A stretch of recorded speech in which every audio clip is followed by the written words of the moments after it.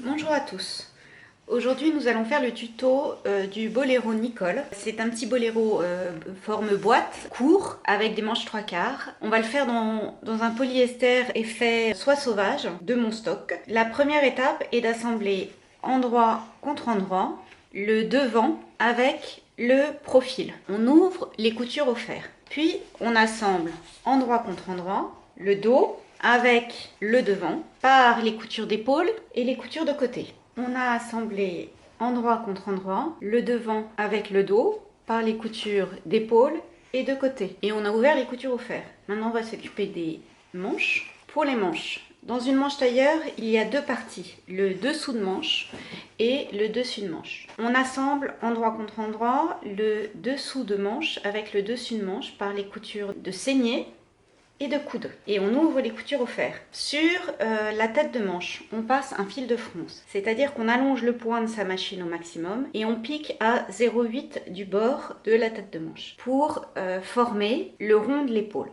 Donc on tire sur les fils pour former les fronces et ensuite on va au fer à repasser et avec la vapeur rentrer l'embut et ainsi former la tête de manche. Pour résorber l'embut sur la tête de manche, quand la matière est très sèche et comme celle-ci un peu changeante, il est très conseillé de former l'embut avec le fer.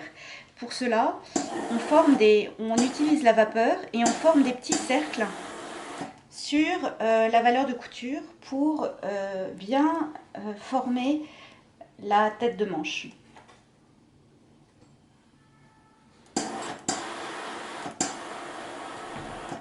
De manière à ce qu'il n'y ait pas de fronce visible sur la manche, que toutes les fronces soient dans la valeur de couture. Ensuite, on retourne la manche sur l'endroit et on va l'insérer endroit contre endroit dans le corps de la veste.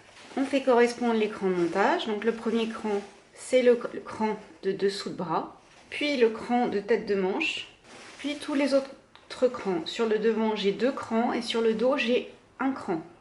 Et on va piquer en ayant la manche vers soi, de manière à ce qu'il n'y ait pas de fronce du côté de la manche, que toutes les fronces soient dans la valeur de couture.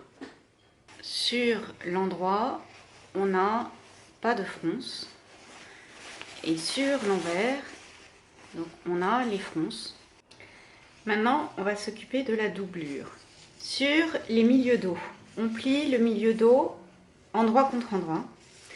Et au niveau des milieux dos, sur le haut et sur le bas, on pique une verticale sur 2-3 cm environ pour créer un pli d'aisance. Ensuite, on assemble endroit contre endroit le profil avec le dos par les coutures d'épaule et de côté. Et on ouvre les coutures au fer. Ensuite, on assemble endroit contre endroit la parmenture dos avec les parmentures de profil. Les parmentures ont été entoilées. Pour entoiler un morceau, on prend un rectangle dans lequel tient la pièce à entoiler. On thermocolle le rectangle, puis on coupe le morceau. On ouvre les coutures au fer et on va assembler la parmenture sur la doublure. Donc là, c'est un peu compliqué parce qu'on assemble des arrondis qui sont convexes et concaves ensemble. Donc les valeurs au piqué sont strictement identiques, mais les valeurs au coupé sont différentes. Donc, je prends vraiment les repères dont je dispose. Donc, je mets mon épingle à 1 cm dans la couture et mon épingle.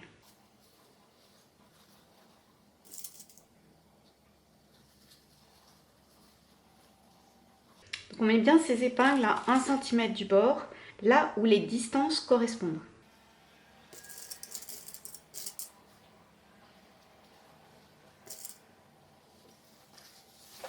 Et on va piquer toute la couture entre la parmenture et la doublure. On assemble endroit contre endroit la parmenture devant au corps en doublure. Entre la parmenture du profil et la doublure, on couche la couture vers le bas. C'est sa position de toute façon naturelle. Et donc dans la couture, ici, la couture est vers le bas. Maintenant, on va s'occuper des manches en doublure. Pour les manches en doublure, c'est comme pour les manches en tissu. On assemble endroit contre endroit le dessous de manche avec le dessus de manche par la couture de coude et la couture de saignée. La seule différence, c'est que sur une des manches, on laisse une ouverture d'une quinzaine de centimètres environ pour pouvoir retourner la veste sur l'endroit. On passe un fil de fronce sur la tête de manche.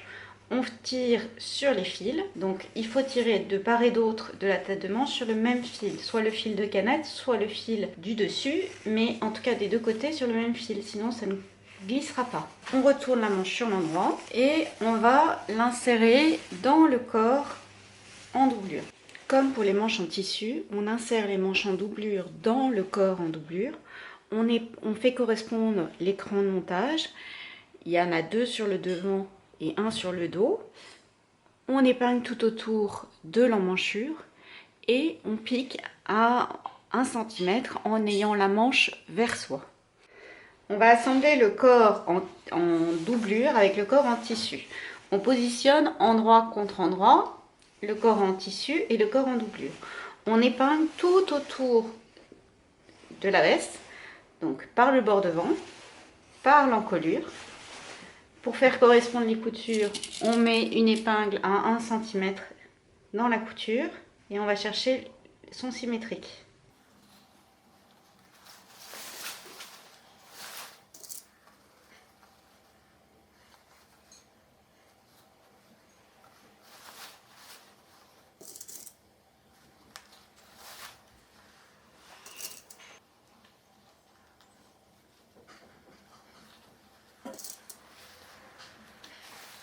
On épingle de nouveau tout le bord devant.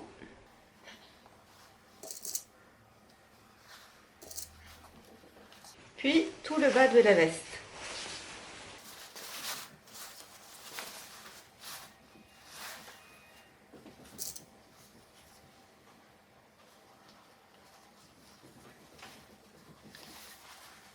Fait bien correspondre les coutures.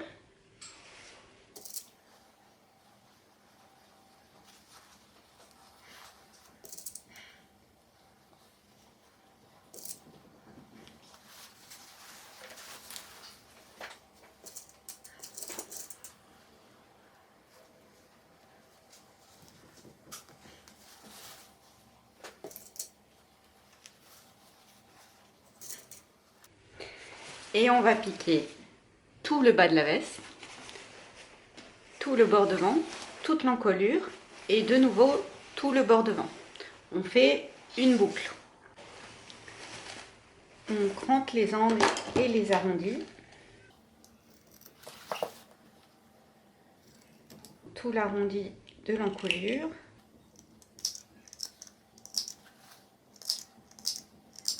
Et on va assembler le bas des manches. Donc pour cela, je retourne les manches sur l'envers. Je place face à moi la couture de bord devant et je vais faire former un cercle avec le bas des manches. Donc la couture de saignée, de la doublure et de la manche, je les épingle ensemble et j'épingle tout le tour du bas des manches. Et on va piquer tout autour. Voilà ce que ça donne. On forme un cercle avec les manches et on coud le bas. Maintenant, on va faire l'ourlet du bas de la veste. Donc l'ourlet qui est prévu, c'est un ourlet de 4 cm. On fait partir l'ourlet de l'intersection entre la parmenture et la doublure. Cette partie-là, on ne s'en occupe pas, elle va se positionner naturellement quand on va retourner et repasser la veste. Donc on replie envers contre envers une valeur de 4 cm et on pique à point invisible les 2 épaisseurs de tissu. On fait bien attention à ne pas prendre la doublure dans la couture. Donc on fait à point invisible. Alors moi, je vais utiliser un thermocollant double face. Donc ça s'applique au fer. Ensuite, on enlève la partie papier, on rabat et on repasse. Donc on fait un ourlet de 4 cm sur le bas de la veste et sur le bas des manches.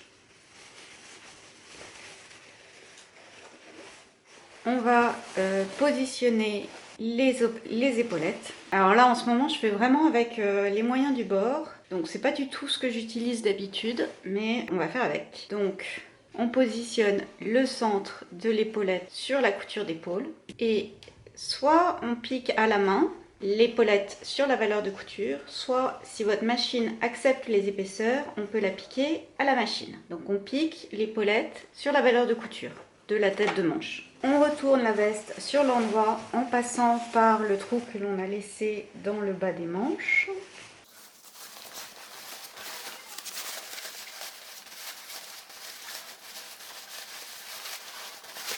Et il nous reste à surpiquer à 2 mm le bord devant et toute l'encolure. Voici ce que donne l'ourlet une fois repassé. L'ourlet se forme naturellement et progressivement lorsque l'on repasse. Donc voici la vue sur l'envers et la vue sur l'endroit. Donc on a surpiqué le bord là, le bord devant, toute l'encolure et de nouveau le bord devant. On va devoir donc fermer l'ouverture de la manche soit à la machine, soit à la main. Je vais pas le fermer moi parce que je pense que je vais devoir changer mes épaulettes qui sont a priori un peu mastoc. Mais bon, pour le moment je n'ai que ça.